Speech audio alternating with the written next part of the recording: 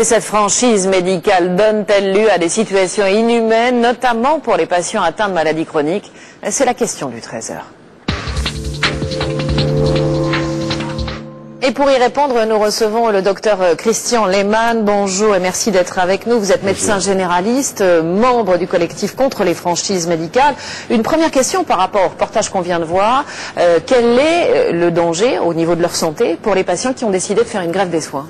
Je ne connais pas leur dossier, mais il est certain qu'il ne s'agit pas de pipeau, si j'ose dire. Il y a un vrai danger pour un patient qui est séropositif à arrêter une trithérapie. Ça peut entraîner une remontée de ce qu'on appelle la charge virale, de la présence du virus dans l'organisme et une dégradation de son état.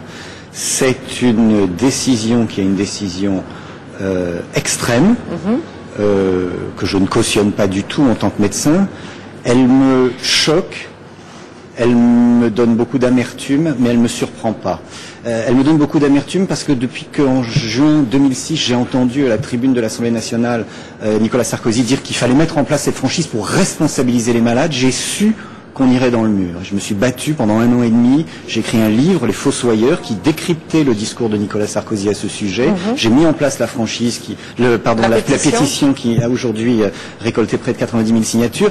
J'ai voulu travailler de manière militante en me disant il doit être possible dans ce pays, dans une période d'élection présidentielle, de discuter, d'expliquer pourquoi c'est pas la bonne solution. Aujourd'hui, ce qu'on voit, c'est que l'acte de militantisme clair, simple, n'a pas fonctionné et que des gens se mettent en danger. Et là, ça interpelle tout le monde. Les médias, les patients. À un moment où les franchises ayant été mises en place, il y a beaucoup de personnes âgées qui disent « mais j'avais cru que c'était pour les autres et je me rends compte que c'est moi qui suis impacté ». Justement, qu'est-ce que vous préconisez? On a bien compris que vous étiez contre la franchise médicale. Est-ce que vous voulez des régimes spécifiques pour les malades chroniques, pour les personnes âgées, les revenus modestes? J'ai un petit mot d'abord. Les mots ont un sens. Cette franchise, c'est pas une franchise médicale, c'est une franchise sur les soins. C'est un déremboursement. Vous savez, les représentants commerciaux de l'industrie pharmaceutique disent on est des visiteurs médicaux. Ça les monte d'un cran alors qu'ils vendent, ils sont là pour vendre. Et là, les franchises, elles ont rien de médical. Ce sont des franchises sur les soins. Ça, c'est la première chose. La deuxième chose, c'est que il n'y a pas besoin d'être vraiment à l'ultra-gauche pour voir qu'il y a d'autres moyens de mettre en place une sécurité sociale solidaire. Philippe Séguin, c'est pas le sous-commandant Marcos, avait expliqué que les franchises rapporteraient, en prenant de la menue monnaie dans la poche des plus malades, 850 millions d'euros au maximum.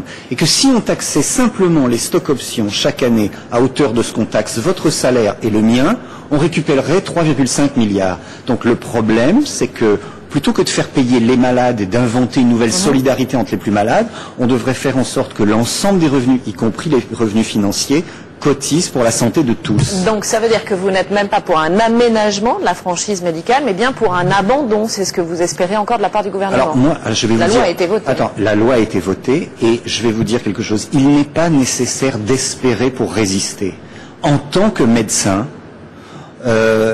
avec certaines valeurs morales, spirituelles, ce que vous voulez, quand j'ai entendu ça, ça m'a choqué, je me suis dit, il faut se battre. Je me suis battu, il y a eu une période où j'ai espéré, il y a eu une période où j'ai vu que ça passait comme une lettre à la poste parce que les députés et l'MP le votaient.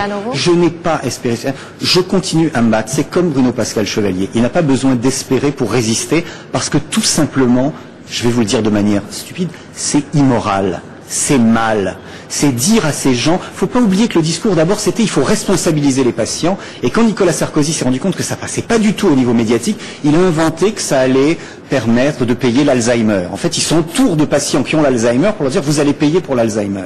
C'est mal, mais on a un créneau là, il va y avoir des élections municipales, les députés ne se sont pas pressés à l'Assemblée nationale pour voter ça en octobre parce qu'ils savaient qu'il y aurait un prix politique à payer. Il est tout à fait possible que les députés qui n'écoutaient pas les médecins et les professionnels de santé voient Bruno Pascal Chevalier et réalisent ce que ça va leur coûter eux, moralement et sur le plan de l'élection. Vous espérez être reçu par exemple par Nicolas Sarkozy pour lui expliquer tout ça? Je pense qu'il sait très bien de quoi il s'agit depuis le départ. Ce qu'il voulait, c'était pas seulement le forfait sur les remboursements qu'il y a aujourd'hui, c'était une franchise au départ sèche de 50 à 100 euros. Une franchise sèche de 50 à 100 euros, c'est comme si vous rentrez, vous sortez de chez vous, vous voyez que votre voiture a été frappée la nuit, vous appelez l'assurance qui vous dit écoutez, je suis désolé, les 100 premiers euros, c'est pour votre pomme. Avec un système de cette nature, les services de l'assurance maladie avaient constaté que 27% des Français, les plus jeunes, en meilleure santé, ne toucheraient plus aucun remboursement de la Sécu en 1 an ou 2, ce qui aurait détruit l'idée d'assurance maladie solidaire. Déjà, on l'a fait fait revenir depuis cette franchise sèche jusqu'au forfait, qui sait jusqu'où on peut aller. Merci à vous, Christian Merci. Lehmann, en tout cas de votre franchise et de cette interpellation très directe et très claire. Merci. Une bonne nouvelle pour nos confrères Thomas Dandois et Pierre Cresson. Un juge vient d'ordonner leur remise en liberté au Niger.